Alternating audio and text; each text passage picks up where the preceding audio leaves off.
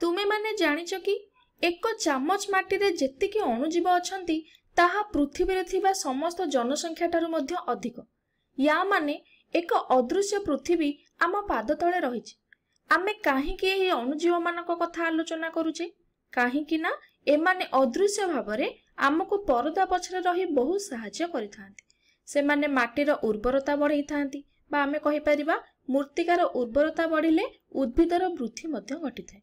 ताहाले वर्तमान आमर गोटे बड़ प्रश्न अछि। कोन ना सेही प्रश्नटी हेला आमे किपरि मृत्तिकार कौनसे क्षति साधन न करिबा मृत्तिका को हेल्दी रखी आमे किपरि शस्य उत्पादन करि परिबा एवं समस्त ताको खुआई परिबा। एहा परे ही शस्य उत्पादन और परिचालना कथा आम मन को आसे। ताहाले एइठी आसिला शस्य उत्पादन एवं परिचालना कोन। शस्य उत्पादन और परिचालना नुहे जे शस्य को एमिति सेमिति बढ़ाई देबा। ता माने आमे ठीक उपाय रे शस्य को किपरि जत्न नेबा बा किपरि बढ़िबो ता प्रति ध्यान देबा। आम पई एवं आम परवर्ती पीढ़ी पई मध्य ध्यान देबाको पड़िबो। तेणु आमको मृत्तिकार ध्यान रखिबाको पड़िबो। ताहाले एबे चलो आमे शस्य उत्पादन एवं परिचालना विषय रे किछि जानिबा। एबे आमे 90,000 ख्रीष्टपूर्व पाखापाखि चली जिबा। सेते बेले मनीष केमती पहुंचुथिला ना गोटे स्थान रो आउ गोटे स्थान को एई भली भाबरे बुलुथिला बा घुरी बुलुथिला। सेमाने सेते बेले कंचा फल खाउथिले बा पनी परिबा खाउथिले। ता सहित कोन करथिले ना किछि जीवजंतु बा पशु पक्षी को शिकार करी मध्य सेमाने खाउथिले। किंतु जेते बेले मनीष विकसित हैला कोन हैला ना विकसित हेबा परे से चाष काम शिखिला। चाष काम शिखिबा सहित से चाष काम आरंभ करिथिला, शस्यर वृद्धि कराइथिला एवं चाष को से अभ्यास रे परिणत कराइथिला। चाष काम शिखिला परे शस्य किपरि बढ़िबो ताहा मध्य से जानिला। जेपरि कि गहम धान एई सब चाष करिबा केमिति बा चाष केमिति करले ताहा बहुत जल्दी जल्दी बढ़िबो ताहा मध्य जानिला। तो एही भली भाबरे से चाष को अभ्यास रे परिणत कराइदेला। बहुत समय हेलानी मु शस्य शस्य बोली गोटे शब्द उच्चारण करूची। ताहाले एई शस्यटी कोन?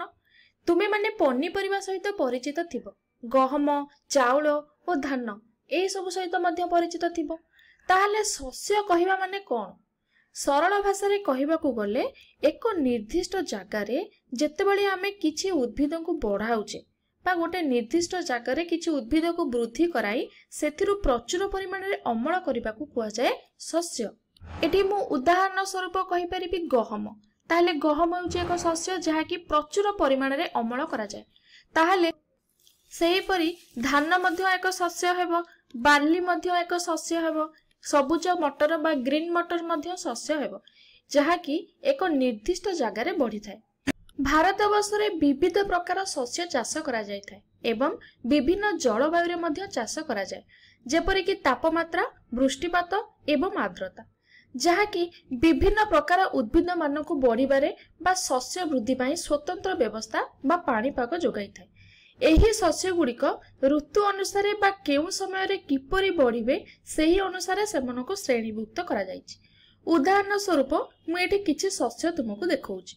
जेपरि कि धान, धान रु हमको चाउल मिली थाए।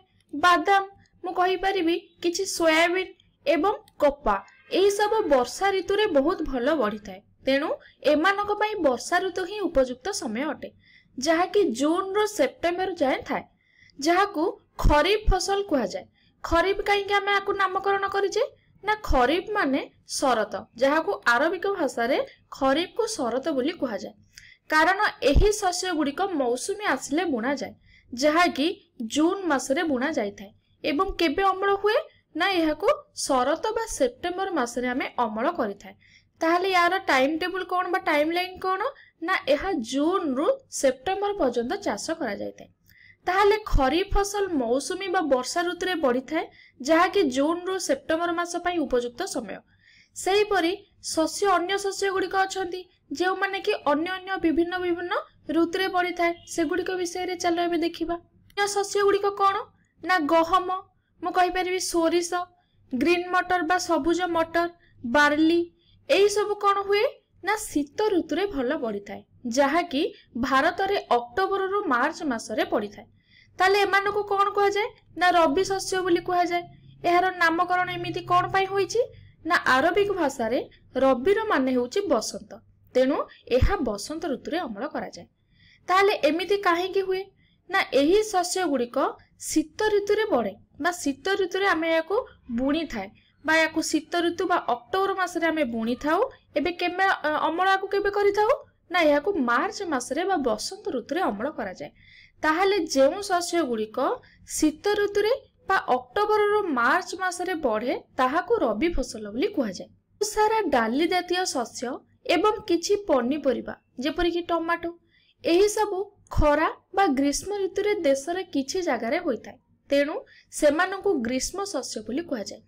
ताले भारत वर्ष रे ए ग्रीष्म ऋतु केबे आसे ना एप्रिल मे मास रे आसी थाए, तेणु एही शस्य गुड़िक एप्रिल रु मे मास मध्य रे बढ़ी थाए जहाको ग्रीष्म शस्य बोली आमे कहूचे। तो आरंभ रु आमे एक बड़ प्रश्न पचारिथिले किपरि आमे मृत्तिका को सुस्थ रखी बहुत सारा शस्य उत्पादन करि परिबा एवं ताको समस्त को खुआई परिबा।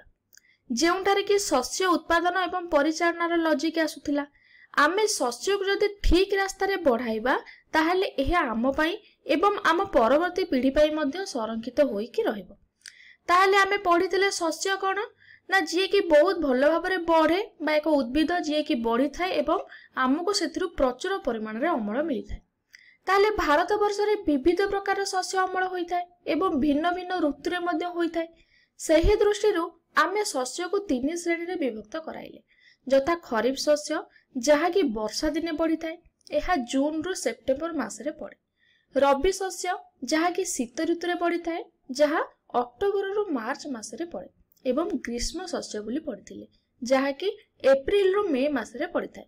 ताहले खरीफ शस्य रो उदाहरण कोन कोन ना धान, बादाम, सोयाबीन एवं कपा ए सब हेउची खरीफ शस्य रो उदाहरण।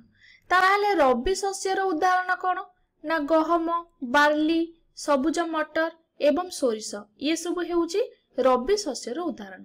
सेही परी ग्रीष्म शस्य रो उदाहरण कोन ना किछि डाली जातीय शस्य हेउची ग्रीष्म शस्य रो उदाहरण एवं किछि पनीपरिबा मध्ये आमे ग्रीष्म ऋतु रे फसल करिथाय। तो एथिरु आमे जानिले शस्य गुडी को ऋतु अनुसार बढ़िया पई जलवायु दरकार होइथाय। उत्तम जलवायु रे शस्य गुडी को ठीक भाबरे बढ़ी पारंती, तेनु आमे प्रचुर शस्य अमल करिथाय।